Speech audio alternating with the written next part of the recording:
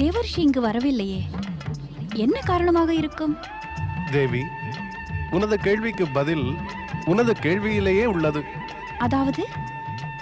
எனது கேள்வி என்னவென்றால், நாரதன் இங்கு வருவதற்கு முன்பாகவே நாரதன் ஏன் வரவில்லை என்று நீ கேள்வி கேட்கிறாய். தாங்கள் கூறுவதை பார்த்தால் இப்பொழுதே தேவர்ஷி நாரதன் வருவான் போல் தோன்றுகிறதே. இதில் தோன்றுவது என்ன தேவி? நாராயண நாராயண. அதோ பார், நாரதன் வந்து விட்டார். ஓம் நமச்சிவாய. என்ன பரம்பொருளே, நான் இங்கு வந்தவுடனேயே தங்கள் உதடுகளில் புன்னகை பூக்கின்றதே, அதன் ரகசியம் என்ன? நாரதா, அதிக எச்சரிக்கையுடன் உதடுகளில் வரும் புன்னகை துன்பம் என்ற நிகழ்ச்சியை சகித்துக் கொள்ளும். அது அறிவையும் தரும். நானோ எப்பொழுதும் புன்னகைக்கிறேன். இருந்தாலும் உனது கேள்விக்கான பதிலை தேவி பார்வதி கூறுவாள். பிரபு, நாரதர் இங்கு வரும்பொழுதெல்லாம் தாங்கள் என்னை இக்கட்டில் ஆழ்த்தி விடுகிறீர்கள். மீண்டும் மீண்டும் திருவிளையாடல் செய்து எனது நிலைமையை சங்கடமாக்கி விடுகிறீர்கள். கேட்கிறாய் அல்லவா? நீ வந்தவுடனேயே தேவி பார்வதி கோபம் கொள்கிறாள். இனி நீயே இவளுக்கு கூறு. நான் கூறுவதால் இவள் ஒப்புக்கொள்ள மாட்டாள்.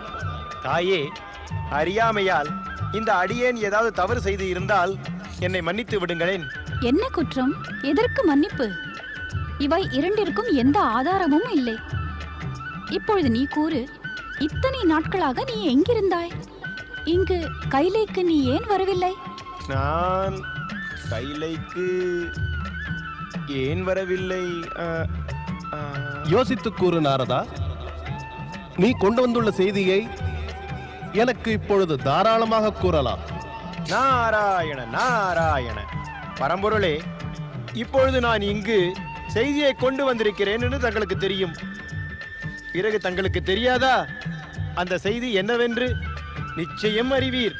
தாங்கள் எல்லாம் அறிந்தவர். அனைத்தையும் அறிந்து எங்கும் இருப்பவனை பற்றி பிரச்சாரம் செய்யாதே. கூறு, என்ன செய்தி கொண்டு வந்துள்ளாய்? பரம்பொருளே, செய்தி இருக்கட்டும், விடுங்கள். தாங்கள் எனக்கு ஒன்று மட்டும் கூறுங்கள்.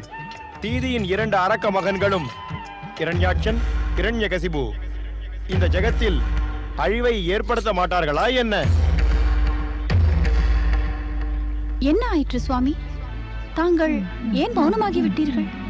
நாரதரின் கேள்விக்கு ஏன் பதிலளிக்கவில்லை? பரம்பொருளே, எனது கேள்வி அதிக கொடூரமானதா? உனது கேள்வி அல்ல, பதில்தான் கொடூரமானது. விதியின்படி இரண்யாட்சன், இரண்யகசிபு இந்த சகோதரர்கள் பகவான் விஷ்ணுவின் 2 அவதாரத்திற்கு காரணமாவார்கள். இது நன்மை அல்லவா பரம்பொருளே? இந்த நன்மைக்கு பின் தீமையும் ஒளிந்திருக்கிறது. அதாவது இந்த 2 அரக்கர்களும் அதர்மம், கொடுமைகள் மற்றும் பல கொலைகளை செய்து வருவார்கள். அப்பொழுது அவர் அவதாரம் தோன்றும் நேரம் வரும். இது என்ன விதி பிரபு? அதர்மமும் கொடுமைகளும் செய்து வந்து ஒரு பாவமும் அறியாத தர்மாத்மாக்களுக்கு துன்பம் அளித்து அதர்மம் இந்த ஜகத்தில் எல்லை மீறி போகும் பொழுது அப்பொழுதுதான் அவதாரம் எடுப்பாரா? அதற்கு முன் அவதாரம் எடுக்க இயற்கையில் வழி இல்லையா? நல்லவர்களுக்கு தீயவர் தீமை இழைக்கிறார்கள். அதற்கு முன் அவர்களை அழிக்க வழி செய்யுங்கள் சுவாமி. தேவி பார்வதி, இந்த இயற்கையானது பிரம்மா, விஷ்ணு, நான் மற்றும் இந்த விதிகளெல்லாம் ஒரு நியதியின் கட்டுப்பாட்டில் இயங்குகிறது. தக்க தருணத்திற்கு முன் எதுவும் நடைபெறாது. இதன் பொருள் என்னவென்றால், ஒரு பாவமும் அறியாதவர்களுக்கு இந்த கொடியவர்கள் துன்பமளித்து அவர்களுக்கு பெரும் அநீதி இழைக்கிறார்கள். தர்மாத்மாக்கள் காரணமின்றி மடிய வேண்டும். காரணம் இல்லாமல் எதுவும் நடைபெறாது. எது நடக்கிறதோ அது காரணத்துடன் நடக்கிறது. ஒருவர் பக்கமாக பார்த்தால் காரணத்தை தேடுவதில் தோல்வி அடைவர். ஆகையால் அனைவரும் நினைக்கிறார்கள் எது நடந்ததோ காரணம் இல்லாதது என்று.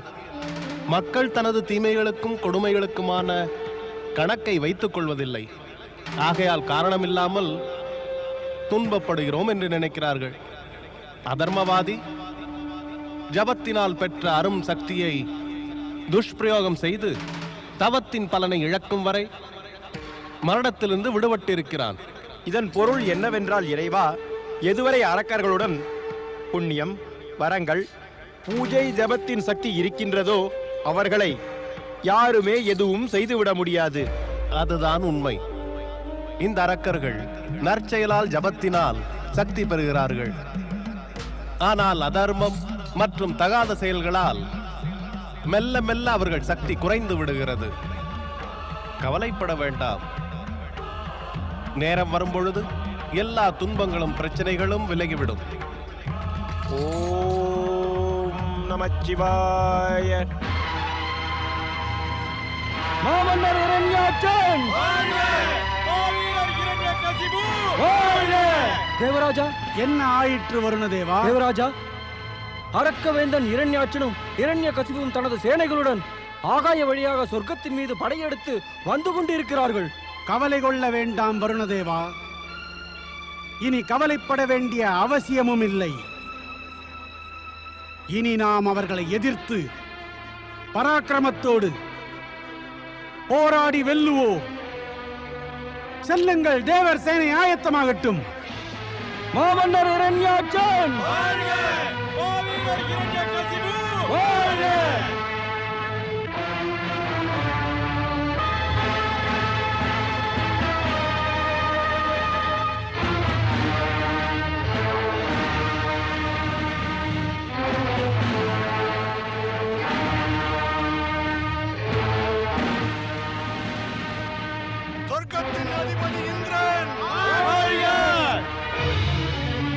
வீர அரக்க சேனைகளே, இப்பொழுது நமது இலக்கான சொர்க்கலோகத்தை அடைந்து விட்டோம். இப்பொழுது நாம் சொர்க்கலோகத்தை ஆக்கிரமித்து அதை வெற்றி கொண்டாக வேண்டும். இந்த சக்தி இல்லாத, தைரியம் இல்லாத தேவர்களை சொர்க்கத்திலிருந்து வெளியேற்றி பூமிக்கு அனுப்பிவிடுங்கள். அரக்கவேந்தன் இரண்யாட்சன்!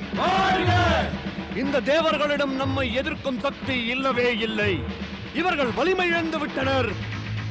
சொர்க்கத்தில் நாம் பிரவேசிக்கும் முன்னரே இவர்கள் அங்கிருந்து ஓடிவிடுவார்கள். ஆகையால் அரக்க வீரர்களே, முன்னேறுங்கள், சொர்க்கத்தை வெற்றி கொண்டு விடுங்கள். மாவீரர் இரண்யகசிபு! தாக்குங்கள்!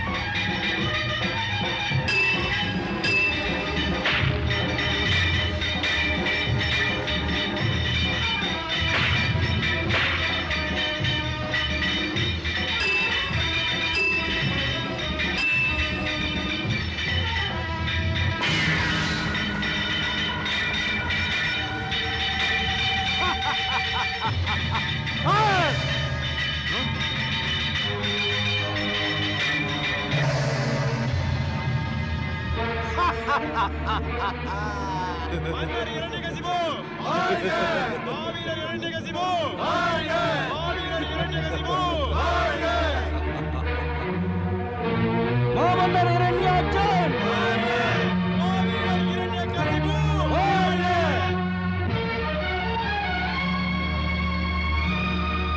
மன்னர் இரண்யாட்சன்! மாவீரர் இரண்யகசிபு! மன்னர் இரண்யாட்சன்! மாவீரர் இரண்யகசிபு! மன்னர் இரண்யகசிபு! இரண்யகசிபு, அரியணையில் அமர்ந்து கொள். உலகிலே சிறந்த இந்த அரியணையில் அமர்ந்து சொர்க்கத்தின் சுகத்தை அனுபவித்து வா.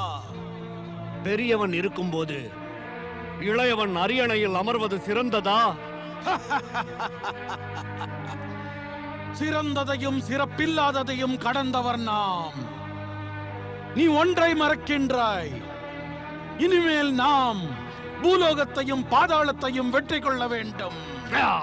அவ்வாறு நாம் லட்சியத்தை நோக்கி சென்றால் தேவர்கள் மீண்டும் இங்கு வந்து இந்த அரியணையை கைப்பற்றி விடுவார்கள்.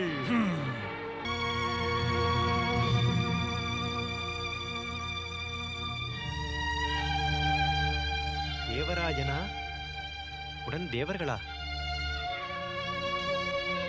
அடடே, இது என்ன? தேவராஜா, நீ பயம் கொண்டு எங்கு ஓடி வருகிறாய்? நீ ஓடி வருவதை பார்த்தால் ஏதோ மிருகம் துரத்தி கொண்டு வருவதை போல் தோன்றுகிறது. என்ன சொல்வது தேவரிஷி? எங்களது துன்பம் முடிவடைவதே இல்லை. ஒரு அரக்கன் மடிந்தால் மற்றொருவன் பிறந்து விடுகிறான். அதற்கு பிறகு அவனது கவனம் சொர்க்கத்தின் மீது திரும்புகிறது. அதாவது மீண்டும் ஒரு அரக்கன் சொர்க்கத்தின் மீது படையெடுத்து வந்து விட்டான் இல்லையா? நாராயண நாராயண. அரக்கன் அல்ல, அரக்க சகோதரர்கள். இரண்யாட்சனும் இரண்யகசிபுவும் சொர்க்கத்தை ஆக்கிரமித்துக் கொண்டு விட்டனர். அவர்கள் அதை ஆக்கிரமிக்கவே இல்லை, தாங்கள் தான் அதை அழித்து விட்டீர்கள். நாங்கள் ஏன் அவ்வாறு செய்ய வேண்டும் தேவரிஷி? செய்தீர்களே. இவை அனைத்தையும் செய்துவிட்டு இப்பொழுது பயம் கொண்டு ஓடி வருகின்றீர்கள். தேவராஜா, ஒரு சிறு பாலகன் கூட தனது மதிப்பிற்காகவும் உரிமைக்காகவும் பகைவனை எதிர்த்து போராடுகின்றான், இறுதி வரை போராடுகிறான். தனக்கு தோல்வியோ அல்லது வெற்றியோ அதை பற்றி கவலைப்படாமல் தனது மானம், மதிப்பு மற்றும் சுயமரியாதையை காத்துக்கொள்கிறான், உறுதியோடு அசையாமல் நிற்கிறான். ஆனால் நீயோ அச்சமடைந்து விட்டாய். அச்சம் மட்டும் அடையவில்லை, புறமுதுகிட்டு ஓடியும் வந்து விட்டாய். நாராயண நாராயண. தேவராஜா, ஓடி வந்தது நீதான் எனினும் வெட்கப்படுபவன் நானாகி இருக்கிறேனே. எங்களை திடீரென்று தாக்கிவிட்டார்கள் தேவரிஷி. திடீரென்று. இந்த நிலைமையில் நாங்கள் என்னதான் செய்ய முடியும்? உன்னால் செய்ய முடிந்ததையெல்லாம் நீ செய்யவே இல்லை. அந்த நிலைமையில் மனம் இருந்தால் நிச்சயம் மார்க்கம் இருந்திருக்கும் தேவராஜா. உயிரை எடுத்திருப்பார் அல்லது உயிரை கொடுத்திருப்பார். இன்னும் சிலரோ தனது உயிரை காப்பாற்றிக் கொள்ள ஓடி வந்து விடுகிறார். எங்கள் நிலைமையை புரிந்து கொள்ளுங்கள் தேவரிஷி. நீ உன்னுடைய கடமையை புரிந்து கொள்ளவில்லை, நான் உனது நிலைமையை புரிந்து கொள்வதா? நாராயண நாராயண. அவ்வாறு நடக்காது தேவராஜா. நாங்கள் சுதாரித்துக் கொள்ளும் முன்பே திடீரென்று எங்கள் சேனை மீது தாக்குதல் நடத்திவிட்டான். இதில் குற்றமெல்லாம் அரக்கர்கள் செய்ததுதானா? இதில் நீ ஏதும் குற்றம் செய்யவில்லையா என்ன? குற்றம் எங்களதா? அஜாகிரதை குற்றம் தானே தேவராஜா. அஜாகிரதையாக இருப்பது என்பது மாபெரும் குற்றமாகும். அரக்கர்கள் மீண்டும் மீண்டும் சொர்க்கத்தை ஆக்கிரமிக்கிறார்கள். ஆனா நீயோ இங்கும் அங்கும் ஓடிக்கொண்டிருக்கிறாய். ஏதோ தெய்வங்கள் அருள் இருப்பதனால் அரக்கர்கள் தோற்று போய் விடுகின்றார்கள். ஆனால் நீயோ விழிப்போடு எச்சரிக்கையாக இருப்பதே இல்லை. எப்பொழுதும் உல்லாசத்தில் மூழ்கி கழித்துக் கொண்டிருக்கின்றாய். உனது இந்த அஜாகிரதையை அரக்கர்கள் நிச்சயமாக பயன்படுத்திக் கொள்வார்கள் தானே தேவராஜா. அவர்களும் அதை ஆக்கிரமித்து அதனுடைய லாபத்தை நிச்சயமாக பெற்றுவிட்டனர். இப்பொழுது நிலைமை மோசம் தேவரிஷி. எங்களுக்கு வழிகாட்டுங்கள் தேவரிஷி. ஏதாவது வழி கூறுங்கள் தேவரிஷி. எப்பொழுதும் உதவி செய்து வந்துள்ளீர்கள் தேவரிஷி. நான் உனக்கு எப்பொழுதுமே உதவி செய்து வந்துள்ளதால் நீ எப்பொழுதுமே தவறு செய்து வருவது அவசியம்தானா? எதிர்காலத்தில் எச்சரிக்கையோடு இருப்போம் தேவரிஷி. இப்பொழுது அருள் கூர்ந்து இதிலிருந்து விடுவியுங்கள். நாராயண நாராயண. இக்கட்டிலிருந்து விடுபடும் வழியை உனக்கு எப்பொழுதும் வழிகாட்டுபவர் இப்பொழுதும் கூறப்போகின்றார். நீங்கள் அனைவரும் பகவான் ஸ்ரீஹரி விஷ்ணுவிடம் சரணடைய வேண்டும்.